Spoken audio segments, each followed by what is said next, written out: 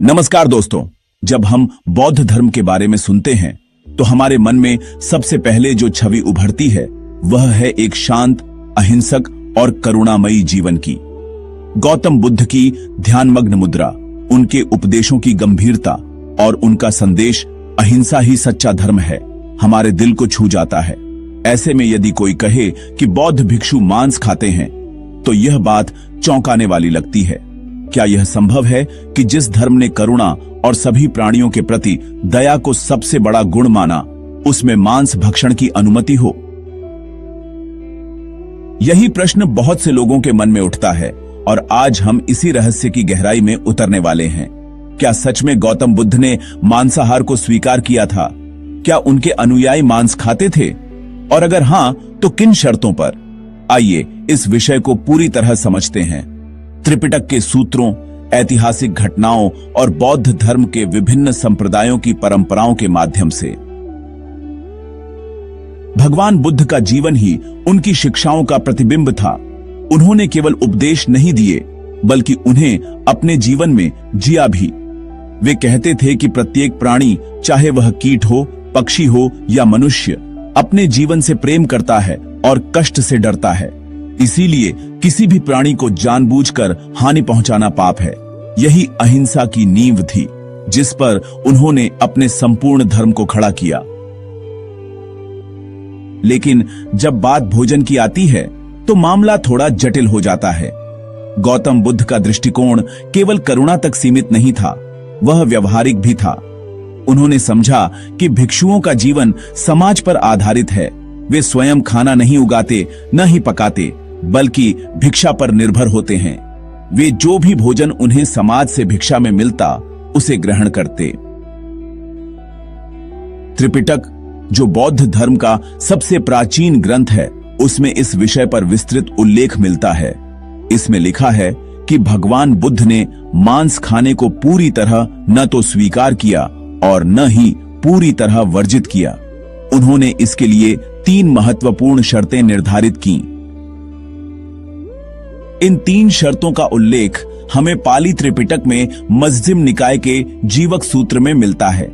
पहली शर्त यह थी कि जिस जानवर का मांस भिक्षु को दिया जा रहा है, उसे भिक्षु के लिए जानबूझकर न मारा गया हो। यानी अगर कोई व्यक्ति विशेष रूप से किसी भिक्षु को खिलाने के लिए जानवर की हत्या करता है, तो वह मांस भिक्षु नहीं खा सकता। दूसरी शर्त यह थी कि उस जानवर को भिक्षु के सामने नहीं मारा गया हो, यानी हत्या का दृश्य भिक्षु के मन पर असर न डाले। तीसरी और अंतिम शर्त यह थी कि भिक्षु को इस बात की जानकारी न हो कि उस मांस के पीछे उसकी भिक्षा का उद्देश्य था, यानी उसे पता न हो कि यह मांस उसी के लिए काटा गया है। इन शर्तों का उद्देश्य बिल्कुल स्पष्ट था। भिक्षु किसी भी प्रकार की हिंसा में सहभागी न बने, न प्रत्यक्ष रूप से न ही अप्रत्यक्ष रूप से। अब सवाल यह उठता है कि बुद्ध ने ये शर्तें आखिर क्यों बनाई? क्यों न उन्होंने सीधे सीधे मांस पर पूर्ण प्रतिबंध लगा दिया? इसका जवाब हमें उस समय की सामाजिक स्थिति में ही मिलता है। बुद्ध के समय भारत के कई हिस्सों में लोग मांस खाते थे और भिक्षा के रूप में जो भोजन मिलता वह कभी कभी मांसाहारी भी होता।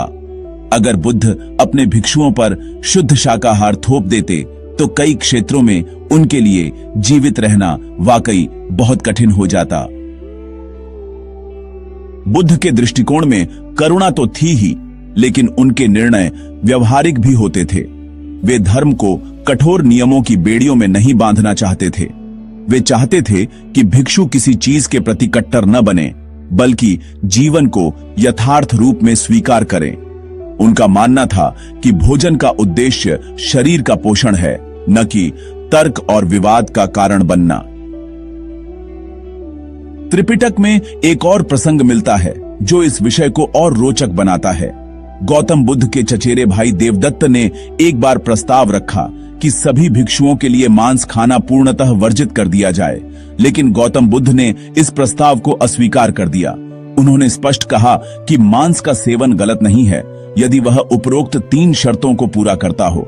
इससे यह समझ में आता है कि गौतम बुद्ध मांसाहार के समर्थक नहीं थे, लेकिन वे धर्म को इतना कठोर भी नहीं बनाना चाहते थे कि वह जीवन से कट जाए।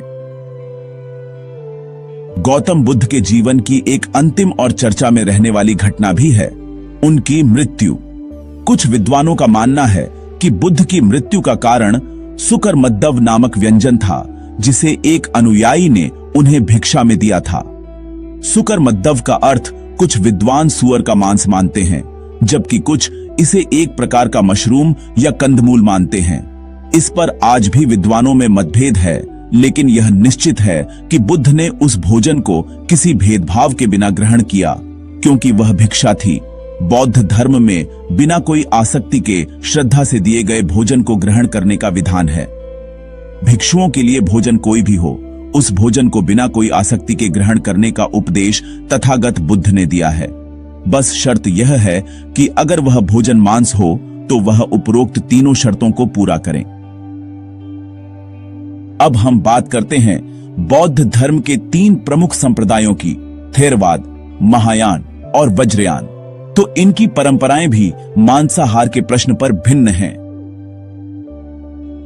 थेरवाद बौद्ध धर्म, जो श्रीलंका, म्यांमार, थाईलैंड और कंबोडिया जैसे देशों में प्रचलित है, बुद्ध की 3 शर्तों के अनुसार मांस खाने की अनुमति देता है।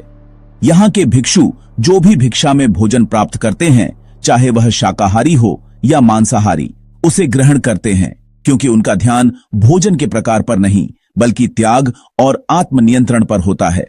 थेरवाद की यही व्यावहारिकता इसे आज भी जीवित बनाए हुए है।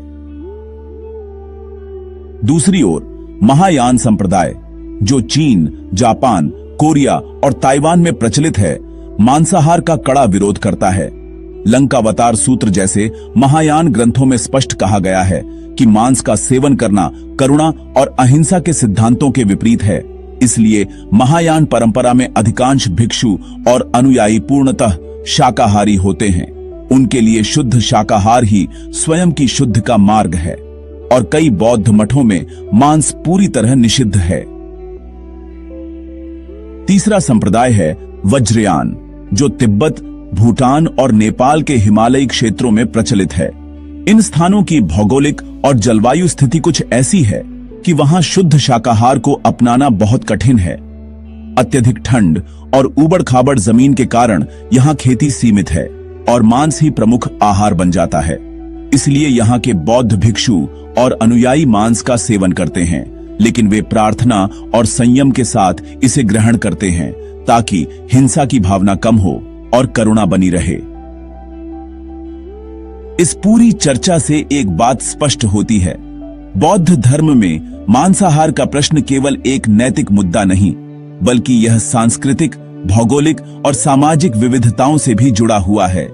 गौतम बुद्ध ने जो मार्ग दिखाया, वह केवल उपदेशों का मार्ग नहीं था, बल्कि वह व्यवहारिकता, लचीलापन और करुणा का मार्ग था।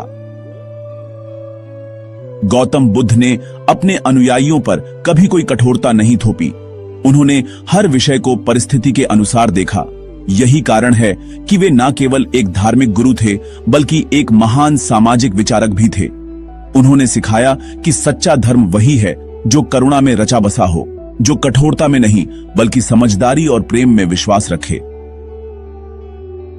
तो क्या बौद्ध भिक्षु मांस खाते हैं? इसका उत्तर है कभी कभी, कुछ विशेष परिस्थितियों में, और वह भी विशिष्ट शर्तों के अंतर्गत।